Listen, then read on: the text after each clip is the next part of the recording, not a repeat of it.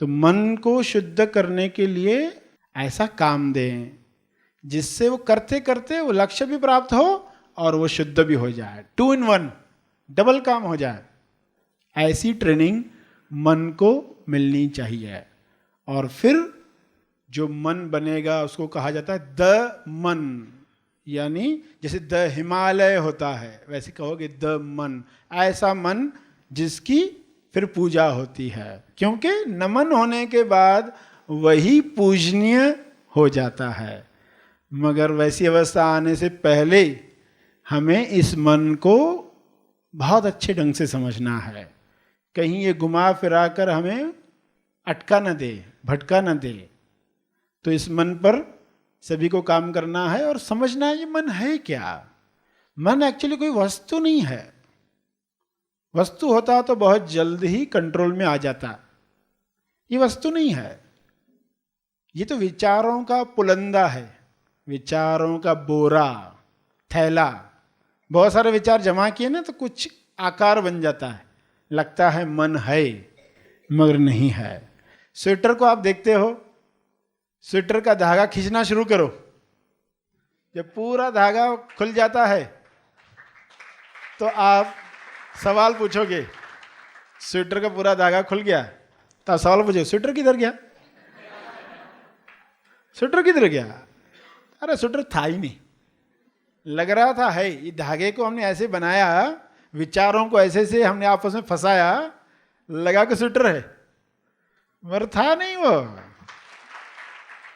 तो बचपन से कितने विचार किए हमने, इन सब विचारों को हमने बांधा आपस में मैं के विचार से। मैं शब्द जो है ना वो गांठ है, वो गांठ से हम बांधते जाते और स्वेटर लगता है ये मन है, मगर मन नहीं है, मन है ही नहीं। और उसको नमन बनाना है जो है नहीं। तो लक्ष्य समझ में आ रहा है सभी को कि बहुत आसान भी है और बहुत कठिन भी है। समझ में आ गया तो तुरंत रिजल्ट आ गई, नहीं समझ में आया तो बहुत समय लग सकता है। तो विचारों का पुलंदा है, विचार ही विचार। इंसान आंख बंद करके बैठता है तो विचार ही विचार चल रहे हैं और वो अपने आप को विचार ही मान लेता है। शरीर दिखा तो शरीर में हूं, विचार दिखे तो विचार में हूं, जो दिखता है वही मैं बन जाता है। और उसको ये गलती का एहसास भी नहीं होता क्यों किसी ने इशारा ही नहीं किया। गुरु का रोल ही यही है। गुरु के साथ जब आप बातचीत करते हो ना तो वो बोलता रुको रुको, क्या कहा वापस बोलो, क्या कहा वापस बोलो। फिर पर्सन बोला मैंने क्या, मैंने तो सही बोला, नहीं फिर वापस बोलो।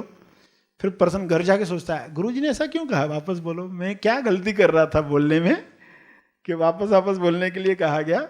फिर उसको अपनी गलती का एहसास होता है, अरे मैं तो अपने आप को शरीर मानकर बात कर रहा था, मैं तो अपने आप को मन मानकर बात कर रहा था, इसलिए गुरु जी ने रोका, जरा रुको क्या कहा, जरा वापस से बताओ। और हम वही गलती बार बार कर रहे हैं।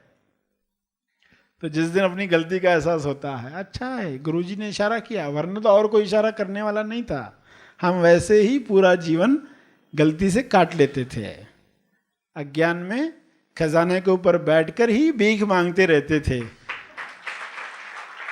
तो अच्छा है कोई संकेत करे कि मन देखो है नहीं, एक्चुअली में विचारों के बीच में जो गैप है उसमें सत्य प्रकट हो रहा है। दो विचारों के बीच में सत्य प्रकट हो रहा है। तो दो विचारों के बीच में देखना शुरू कराओ। जैसे कागज पर आपने शब्द लिखे 10, तो पहले कहा जाएगा देखो शब्दों के बीच में देखो क्या है, शब्दों में मत अटको, शब्दों के बीच में देखो। ये देखो मंडे लिखा, ट्यूसडे, वेडनेसडे, थर्सडे, इनके बीच में देखा तो आप कहते रहे बीच में तो पेपर है। हाँ, तो सिर्फ बीच में ही पेपर है या शब्द के पीछे भी है? पहले तो सिर्फ बीच में ही दिखेगा, पहले उतनी ग्रहणशीलता नहीं है ना। तो कहोगे अभी हमको विचारों के बीच में ना मौन दिखता है, मौन महसूस होता है। मगर बात में कहोगे अरे ये बीच में ही मौन है क्या, उन विचारों के पीछे भी है? विचारों के पीछे भी है। फिर ये पता चलेगा अरे ये शब्द तो निमित्त है, इनकी वजह से मौन का पता चलता। मौन तो पहले से ही था, आकाश तो पहले से ही है, मगर नहीं दिखता तो चांद और तारे लाए जाते हैं, ताकि चांद और तारों के बहाने ऊपर तो देखो। चांद और तारे बहाना है, निमित्त है, जरा ऊपर तो देखो, यानी जरा मौन को तो देखो, विचारों के बीच में मौन है, इसको तो जरा देखो। ये थोड़ा थोड़ा मौन दिखेगा ना, तो फिर नई इंसाइट आएगी, यूरेका इफेक्ट, आहा इफेक्ट। अरे ये तो उसके पीछे भी है, यानी हमेशा है, कभी गया ही नहीं। मौन तो कभी गया ही नहीं। हम मान के बैठे ये मौन कभी कभी आता है, नहीं, विचार कभी कभी आते, मौन है ही, वो कभी गया ही नहीं।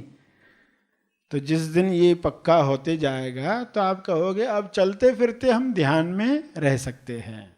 तो मन को मिले ध्यान, लक्ष्य मिला, मन को मिले ध्यान, ध्यान का तरीका, हृदय पर रहने का तरीका, फिर वो वहाँ रहते रहते पता चलेगा कि हम उस अनुभव में रहते हुए जी सकते हैं। तब मन कोई खेल नहीं दिखा पाएगा, क्योंकि पहले ही इतना आनंद होगा तो और कोई नकली आनंद की आवश्यकता नहीं होगी।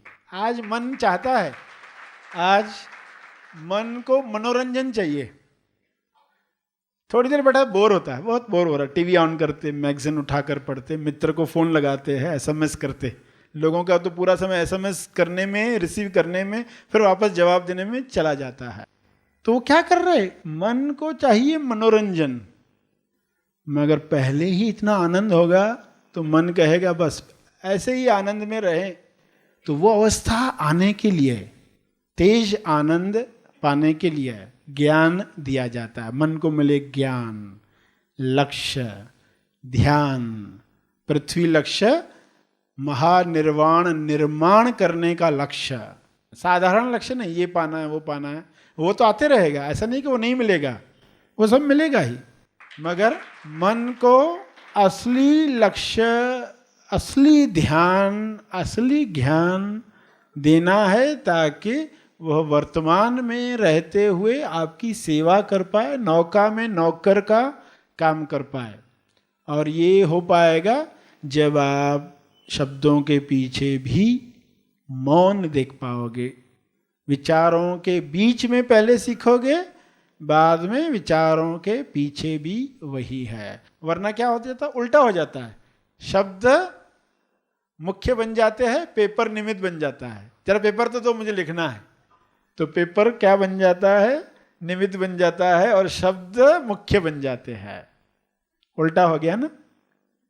तो इंसान विचारों में इतने दिनों से रहा है, बचपन से, कि आज कोई कहे कि विचारों को ऐसे देखो तो कहेगा मुझे तो समझता ही नहीं, मैं तो बैठा था मौन में, खाली विचार ही विचार चल रहे थे, क्या फायदा हुआ। उससे अच्छा दुकान पर जाता, 2 कस्टमर अटेंड करता, फायदा होता। क्या बिठा दिया, कुछ फायदा ही नहीं हुआ। घर के 2 काम हो जाते, बर्तन साफ हो जाते, मौन में तो कुछ नहीं मिला। मगर वो कुछ नहीं, कुछ नहीं नहीं है, वह कुछ नहीं बहुत कुछ है, वही पोटेंशियल रखता है। तो मन को क्या मिले, क्या निकाल देना है मन से, ये तो समझा। मन की सभी हैबिट्स, गलत हैबिट्स टूटे। मगर क्या देना है, कुछ दोगे नहीं तो वो बगावत करेगा, तो उसको देना भी है। तो क्या देना है, ये बात चल रही थी। और देने में हमें समझना है ये मन कब कब आकार बदलता है। कल्लू मन था, तोलू मन बन गया, अभी तुलना में अटक रहा है। देखो इतने सारे नाम आए, यानी इतने सारे मन नहीं होते। मन अलग अलग कार्य करता है तो उसको अलग नाम देते हैं। जब जो काम करता है ना उसको वैसा नाम देते हैं। तो मन क्या काम कर रहा, तुलना का, तोड़ रहा है, तोल रहा है, कंपैरिजन कर रहा है, तो कहेंगे तोलू मन। घटना हुई तो उसकी रनिंग कमेंट्री चलती है, तो कहा जाता है ये तोलू मन है। तोलू मन अब कम काम करे, सहज मन ज्यादा काम करे। सहज मन यानी क्या, देखो एक बाहरी मन है, एक अंतर्मन है। 2 मुख्य विभाजन कहें अगर, 2 ही, अंतर्मन, बाहरी मन। तो बाहरी मन में एक है तोलू मन और एक हिस्सा है सहज मन। जो सहज मन है ना, बीच में है, अंतर मन के बाहरी मन के बीच में है। ये अंदर भी कांटेक्ट करता है, बाहर भी कांटेक्ट करता है, तो उसको कहा गया सहज मन। सहज मन जो कार्य को अच्छा करने के लिए सोचता है, याद करता है, सहज मन। यानी आप खाना बना रहे हो तो खाना आप बनाते जा रहे हो सहज मन से, कोई विचार परेशान नहीं कर रहा है, तो आप कहोगे सहज मन से कार्य चल रहा है। फिर बीच में तोलू मन आता है, खाना ठीक से बनेगा कि नहीं, मेहमानों को पसंद आएगा कि नहीं, मेरा नाम तो खराब नहीं हो जाएगा, पिछली बार वो सब्जी जल गई थी तो ससुराल तक, मैके तक बात गई। तो इस तरह चल रहा है। ऑफिस में पर्सन काम कर रहा है, अरे मैं पेंटिंग बना रहा हूं, बिकेगी कि नहीं, कोई खरीदेगा कि नहीं। मगर जब ये नहीं है विचार, तब सहज मन सहजता से बेस्ट काम कर रहा होता है, बेहतरीन काम कर रहा होता है। तो सहज मन अंतर मन और बाहरी मन के बीच में है। फिर अंदर का मन भी वहां अर्धचेतन मन, अचेतन मन, सबकॉन्शियस माइंड, अर्धचेतन, तो उसका बड़ा रोल है। वो बहुत काम, दिन रात काम करते रहता है। आप जो जो प्रोग्रामिंग करते हो ना, आप कहते हो लोग बहुत बुरे हैं, वो सुन लेता है, अच्छा तो उसको बुरे लोग दे दो। जो आप बोलते रहते हो वो प्रोड्यूस करते रहता है, वो अंदर ही अंदर काम करते रहता है। Subconscious mind to subconscious mind, अंतर्मन से अंतर्मन की बातचीत चलते रहती है। विश्व में जितने भी लोग हैं ना, सबकी आपस में बातचीत चलती रहती है, आपको पता नहीं होता। आप कहते हो सब लोग बुरे हैं, तो अंतर्मन सभी बुरे लोगों से कांटेक्ट करता है कि इधर आओ। आप कहते हो लोग बहुत अच्छे हैं, फनी है, सब मजेदार है, तो सब मजेदार लोगों को कहता आ जाओ। अभी देखो मैसेज जाता है, आने में कुछ समय लगता है ना, तो इस बीच में पर्सन अपना पेशेंस खो देता है, धीरज खो देता है, फिर नेगेटिव सोचने लगता है। पॉजिटिव सोचा, फिर देखता है रिजल्ट नहीं आ रहे, फिर वापस नेगेटिव सोचता है, नहीं काम होता तो नहीं है, तो वापस फिर नेगेटिव हो गया। तो जो चीज आ रही थी रुक गई, पॉजिटिव जो आ रहा था वो रुक गया। इसलिए कहा गया निरंतरता चाहिए, सकारात्मक विचारों की निरंतरता, सत्य के विचारों की निरंतरता। क्या भी लक्षण दिखाई दे, उसमें अटकना नहीं है। अरे लग रहा है मेरा काम होगा, मगर ये तो उल्टा चल रहा है, तो कहोगे ये दिख रहा है, इसमें नहीं उलझना है, हमने सही ढंग से विचार रखने हैं। तो देखोगे बहुत जल्द ही सिचुएशन बदल जाएगी। जिन लोगों ने ये रहस्य मन का जाना, उन्होंने बताया कि कोई इंसान अगर ये कर पाए तो जीवन के सारे सुख उसको मिलने वाले हैं। मगर इंसान रुक गया है, विश्वास कर नहीं पाता। इतना आसान कैसे होगा, इतना सहज कैसे होगा? सभी चीजें सहज है प्रकृति में, असहज कुछ नहीं है। इंसान ही उसको असहज बनाता है। सहजता से आपके पास सब आ रहा है। तो ये बात समझ में आ गई तो फिर आप मन के प्रकारों को भी समझोगे और पूरा फायदा उठाने वाले हो। और राक्षस को काम कौन सा देना है आपको समझ में आ गया है। लक्ष्य मिलने के साथ फिर वह जो ध्यान करेगा उसमें वो नमन होना सीखेगा। ध्यान में एक ऐसी अवस्था आएगी कि मन जैसे गायब ही हो गया, शरीर का एहसास ही गायब हो गया। तो मन पर बात चल रही थी, तो सारी बातें आपको बताई जा रही हैं कि कैसे लाभ लेना है, मन को स्लिम बनाना है, क्या नहीं करना है वो भी बताया, क्या करना है वो भी बताया है। सत्संग देना है उसे, कुसंग से बचाना है। तो ये कुछ बातें आपको बताई गई जो हमें बंद करनी है। और अंतिम उपाय क्या है, उस मन को समझाने का, काम पर लगाने का, लक्ष्य पर लगाने का है कि इस मन को मिले तेज प्रेम। जब मन को तेज प्रेम मिलता है तो उसमें वह दुनिया का कठिन से कठिन कार्य कर लेता है। तो मन को जब ईश्वर से प्रेम हो जाता है, भक्ति जगती है, तो भक्ति जब जगती है, तेज प्रेम जब मन को मिलता है तो वो हर चीज करने लगता है। तो यही मन आपके लिए काम करने लग जाए, इसके लिए अंतिम उपाय क्या है, उसको भक्ति मिल जाए। भक्ति की शक्ति में वो नमन हो जाए। वो रहेगा मगर नमन होकर रहेगा, आपके लिए सदा सेवा करने के लिए तैयार रहेगा। संदेश में बताए गए स्वेटर के उदाहरण से हमने समझा कि असल में मन एक भ्रम है जो विचारों से बना है। मन का धागा है विचार, इसलिए मन को विचारों का पुलिंदा या थैला भी कहा गया है। असल में विचार ही मन है। विचार नहीं है तो मन भी नहीं है। जब विचार नहीं होते तब केवल मौन होता है। ये मौन ही असली आनंद है जिसे जानना हमारा लक्ष्य है।